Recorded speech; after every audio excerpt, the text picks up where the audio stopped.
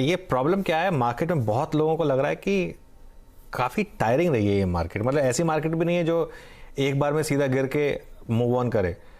Correction जो हो रही है बहुत स्लो, पेनफुल और टाइम वाइज करेक्शन हो रही है इस मार्केट में। और लोगों को बाकी एवेन्यूज़ दिख रहे हैं जहाँ पर अच्छा पैसा बन रहा है उनका, और ऐसे में एक्विटीज़ थोड़ा सा कम अट्रैक्टिव लग रही हैं उनको। आपका क्या व्यू है इस समय? आपकी बात बिल्कुल सही है अनुज। ये बात कि अभी मार्केट की, और सिर्फ इंडिया की मार्केट की बात नहीं करें, बट विश्व की मार्केट आप देखिए।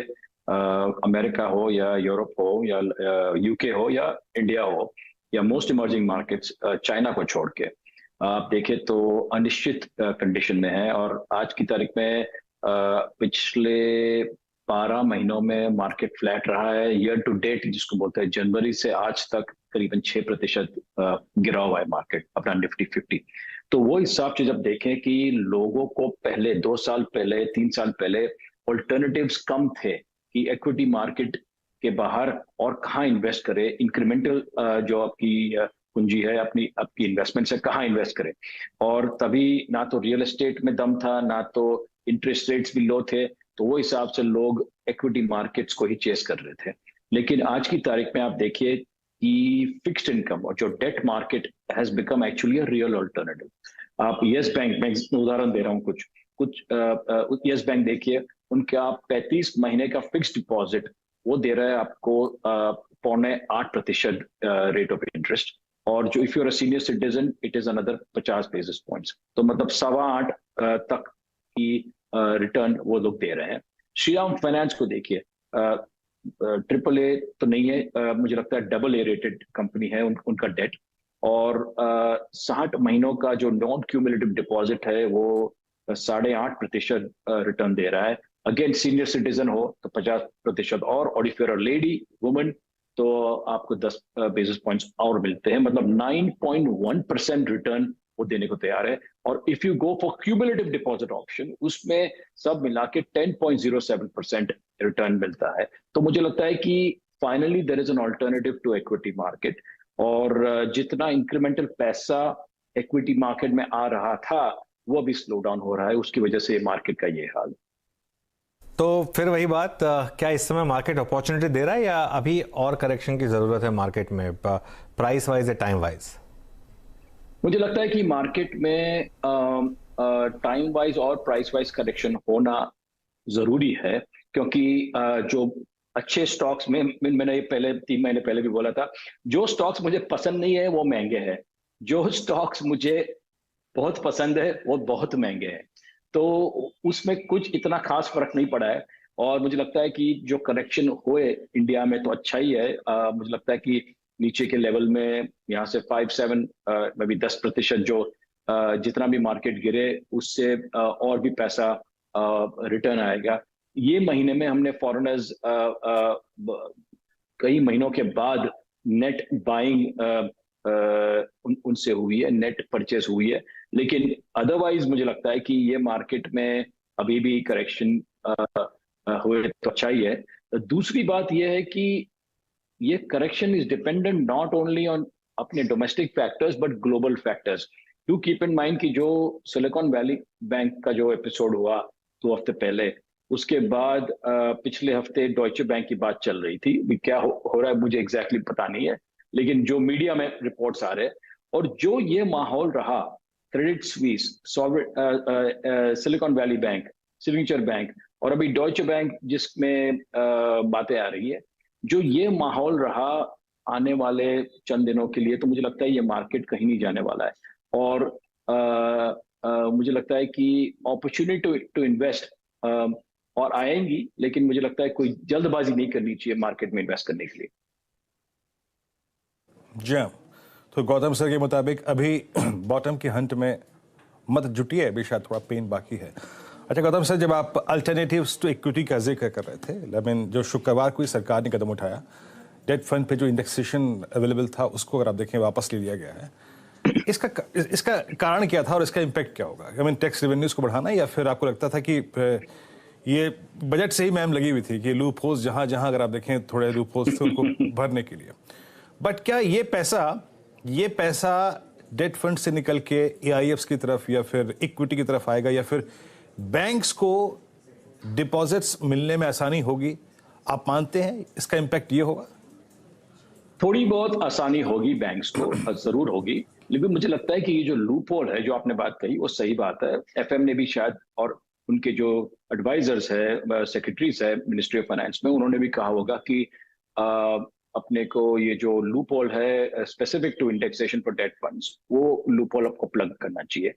ये मुझे लगता है कि बजट के पहले भी जो बात चल रही थी कि शॉर्ट टर्म और लॉन्ग टर्म में काफी बदलाव आएगा, लेकिन मुझे लगता है कि जिस तरह से मार्केट का हाल था उस टाइम अडानी के स्टॉक्स भी गिर रहे थे, तो शायद मुझे लगता है शायद फाइनेंस मिनिस्ट्री ने सोचा होगा कि अभी इसको डिले करते हैं, लेकिन धीरे धीरे लग रहा है कि वो जो लूप होल्स थे, सरकार clearly is trying to block those loopholes, and मुझे लगता है, लेकिन उसका इम्पैक्ट इक्विटी मार्केट पे पॉजिटिव होगा वो मुझे डाउटफुल लगता है। ऐसा नहीं है कि उसकी वजह से लोग इंक्रीमेंटली वापस इक्विटीज में डालेंगे, मुझे नहीं लगता है। ओके, अच्छा बात है सर कि जिन सर्कमस्टेंसेस के बारे में आप जिक्र कर रहे थे, बैंकों का और रीजनल बैंक्स का यूएस में अगर आप देखें बहुत बुरी परिस्थिति में होना, अब आप इसका इस स्लो डाउन का और संभावित धीमेपन का एक इम्पैक्ट क्रूड पे देख रहे हैं। एक क्रूड जो कि 140 की ट्रेजेक्टरी में था, इट्स नाउ एट 75। एक स्पेस और जिसने बहुत मजा लिया बीते 2 साल में, दैट्स मेटल। बहुत अच्छा पैसा बना भी, कंपनियों ने इस दौर में फायदा उठाया भी इस स्ट्रेंथ का। उन्होंने अपने डेट कम किए, बहुत कम किए, इंटरेस्ट बर्डन्स काफी कम किए। बट अगर आप एक सीरियस मनी वेल्थ क्रिएट कर चुके हैं मेटल्स में, तो क्या ये वक्त है मेटल्स को अलविदा कहने का? मुझे लगता है कि ये जो यूएस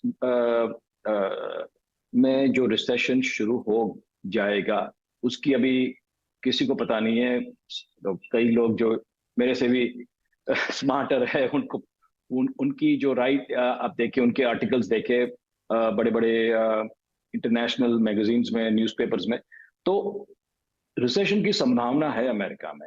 और वेदर वी लाइक इट और नॉट, अमेरिका में जो रिसेशन होता है तो उसका इम्पैक्ट पूरे विश्व में पड़ता है, इंक्लूडिंग इंडिया। तो जो डीकपलिंग की जो कई बार बातें आती है कि India will decouple from the west, मुझे लगता नहीं है कि वो हो पाएगा, और उसका इम्पैक्ट शायद कम हो, लेकिन इम्पैक्ट जरूर आएगा। तो सवाल यह पैदा होता है कि आज की तारीख में अमेरिका में रिसेशन आएगा या नहीं आएगा। और जो रिसेशन आ गया, और जिस तरह से चाइना में भी जो रीओपनिंग हुआ है, लेकिन उसके बावजूद भी ये जो इंटेंसिटी, जो रीओपनिंग की जो लोगों की उम्मीद थी, जो उस तरह से जो रीओपनिंग होगा, कंज्यूमर डिमांड जबरदस्त बढ़ेगा, वो नहीं हो रहा है चाइना में। तो वो हिसाब से मुझे लगता है कि मेटल्स में जो रैली आ चुकी है, अब मुझे लगता है आगे आने वाले 2 या 3 क्वार्टर में मुझे लगता नहीं है कि the rally will continue, and hence जो आपको नफा बुक करना हो तो now might be a good time. Okay, चलिए अब ये बात होगी मेटल्स की। अब आते हैं गौतम जी एक सेक्टर पर जिसने सबको एक दुविधा में डाला हुआ है कि आईटी पे क्या व्यू है इस समय, और काफ़ी सेलिंग हमने देखी है। मतलब एक रिकवरी आई थी और लग रहा था कि शायद बॉटम बन गया, लेकिन ये जो यूएस में बैंकिंग क्राइसिस आया उससे वापस एक सेकेंड राउंड ऑफ सेलिंग आई। अब आईटी कंपनियों में जो एक वैल्यूएशन की प्रॉब्लम थी वो खत्म हो गई है, लेकिन अब फंडामेंटल प्रॉब्लम निकल कर आ गई है। आपका क्या व्यू है, बाय करेंगे इस डिक्लाइन में? अब मुझे लगता है कि आईटी पे भी थोड़ा पेन शायद और बाकी है, क्योंकि अब पिछले क्वार्टर के रिजल्ट्स देखें तो रिजल्ट्स फिर भी ठीक थे। सवाल रिजल्ट्स का नहीं है, लेकिन जो उनका नेट हायरिंग है, जिसमें वो लोग को हायर करते थे, वो नंबर काफी गिर चुका है। मतलब करीबन 80% वो नंबर गिर चुका है, और that is a cause for concern.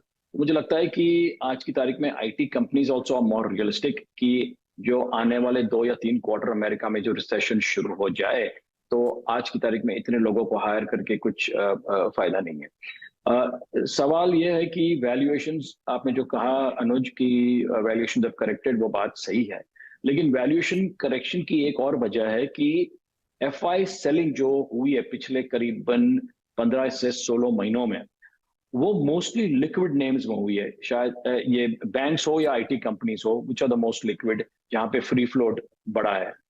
तो उसकी वजह से मुझे लगता है कि जो सेलिंग आई है has been a little bit, मुझे लगता है ओवरडन। बट फिर भी is now a good time to buy the IT companies? I would wait. Okay, आप आईटी कंपनियों में भी खरीदारी करने से बचेंगे, रुकेंगे। अच्छा गौतम सर, अब आता हूं कि एग्जैक्टली अब जो सामने हमारे चीज खड़ी है, देखिए अनप्रिडिक्टेबल इवेंट्स तो सर आ ही रहे हैं। कभी अदानी सागा हुआ, फिर अगर आप देखें यूएस के बैंक्स, यूरोप के बैंक्स। बट एक चीज जो कि प्रिडिक्टेबल है और जो जिसका आप पूरा अनुमान कर चुके होंगे, दैट्स अर्निंग्स। अर्निंग्स को प्रीएम्प्ट करते हुए आपकी शॉपिंग लिस्ट में क्या है इस वक्त, या फिर कंप्लीटली अवॉइड ट्रैजेक्टरी में क्या रखा हुआ है आपने? देखिए, अर्निंग्स की बात जब करें तो मुझे लगता है कि ये क्वार्टर जो अभी आने वाले करीबन 2 हफ्तों के अंदर रिजल्ट शुरू हो जाएंगे, मुझे लगता है ये क्वार्टर भी काफी मुश्किल रहा है इंडियन कंपनीज के लिए। और जो प्रभाव था पिछले क्वार्टर में, मुझे लगता है कि that will continue. I do not see a significant improvement in earnings as yet, one. दूसरी बात यह है कि जो आप BSE 500 यूनिवर्स को देखें तो उसमें से करीबन 60% स्टॉक्स है जो 20% से ज्यादा गिर चुके हैं from their respective 52 week highs. 180 stocks है जो 30% से ज्यादा गिर चुके हैं। तो मतलब मेरा कहने का यह मतलब है कि जो करेक्शन, अंडरलाइंग करेक्शन जो है मार्केट में, which is much wider in the broader market versus only the Nifty 50। जो निफ्टी 50 को देखें लगता है कि 6% ही डाउन है ईयर टू डेट, कुछ बड़ी बात नहीं है। लेकिन आप गो बियॉन्ड द निफ्टी 50 और फिर देखें तो correction is happening at a very fast pace. वहां पे there are lot of stocks and lot of companies that are starting to look very interesting. और मुझे ये कहना है कि ये आप ट्रैक करते रहें कि हर हफ्ते ये देखें कि BSE 500 में जहां पे करेक्शन आ रहा है और जो कुछ स्टॉक्स ऐसे हैं जो आपके प्राइस पॉइंट पे आ चुके हैं, तो मुझे लगता है कि थोड़ी शुरुआत करनी चाहिए to start accumulating the stocks. एक लास्ट सवाल मेरी तरफ से, न्यू एज ग्रुप कंपनियां, न्यू एज कंपनियां, इनमें गौतम जी क्लियरली एक बाइंग इंटरेस्ट विजिबल है पिछले 3 महीने में। हर ब्लॉक डील अब्जॉर्ब हो जा रही है और लोअर लेवल से काफी अच्छा इन्होंने एक कुशन बना लिया है। अब यहां पर आपको लग रहा है एक पोर्टफोलियो बनाया जा सकता है? देखिए, ये सवाल मुझे पहले भी किया गया है और उसमें मैंने पहले भी कहा था कि ये जो वैल्यूएशन मेट्रिक है न्यू एज टेक्नोलॉजी कंपनीज की, मतलब मल्टीपल ऑफ रेवेन्यू और EBITDA होगा तब होगा, वो सब जो जो झोल चल रहा था, I always said that this was a function of the valuation metric of another country, मतलब यूनाइटेड स्टेट्स। तो यूएस कंपनीज, टेक कंपनीज का जो वैल्यूएशन मेट्रिक था वो यहां भी हो रहा था। और वो प्राइवेट मार्केट्स में अभी भी अप टू पॉइंट चल रहा है। सवाल ये होता है कि जब ये कंपनी लिस्ट होती है, when they hit the public markets, तब जाके रियलिटी सेट्स इन। और पब्लिक मार्केट इन्वेस्टर जो है is very different from private market investor, because private markets are not open to the retail public. It is only open to very select venture capital या high net worth individuals या family offices जिसको बोलते हैं।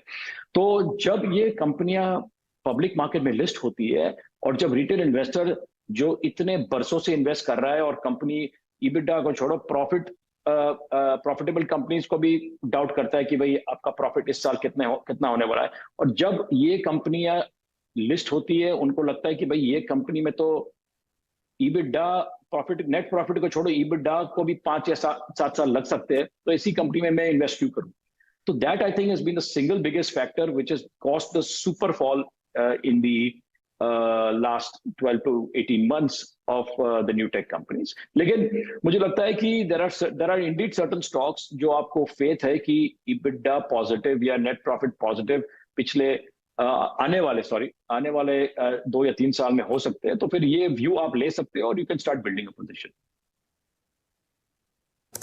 अच्छा sir, एक चीज आखिरी प्रश्न पूछूंगा आपसे यहाँ पे, क्योंकि हमने हर चीज को कवर किया इस डिस्कशन में, डेट, इक्विटी, और आपने बताया भी हर सेक्टर को एक अपना आउटलुक दिया। सर, जो लोग मल्टी एसेट्स अप्रोच लेके चल रहे थे उन्होंने पैसा कमाया इस बार। इक्विटी ने लूज किया तो डेट ने पैसा बना के दिया, and specially those who are holding gold, ये ऑल टाइम हाई पे है। तो जिस अनिश्चितता, अनसर्टेनिटी, पेन का जिक्र आपने यूएस के मद्देनजर किया, क्या वो गोल्ड को अभी और स्विंग देगी, आपको लगता है ये सर?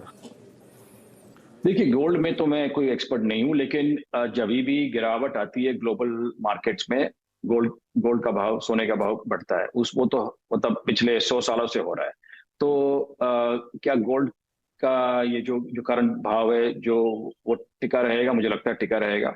और जब तक ये अनसर्टेनिटी अमेरिका में रिसेशन हो रहा है, हुआ तो भी कितना शैलो रिसेशन है, डीप रिसेशन है, वो किसी को पता नहीं है। लेकिन मुझे लगता है कि जो रिसेशन आ गया अमेरिका में, और जिसका मैंने पहले भी बोला कि उसकी असर पूरे विश्व में पड़ेगी, तो गोल्ड मुझे लगता है कि यहाँ से भी शायद ऊपर जा सके। लेकिन like I said, I am not an expert on gold. Okay, चलिए एक काम करते हैं अब। गौतम जी, शुक्रिया जुड़ने के लिए और ये सारी बात थैंक यू। हमारे सामने रखने के लिए।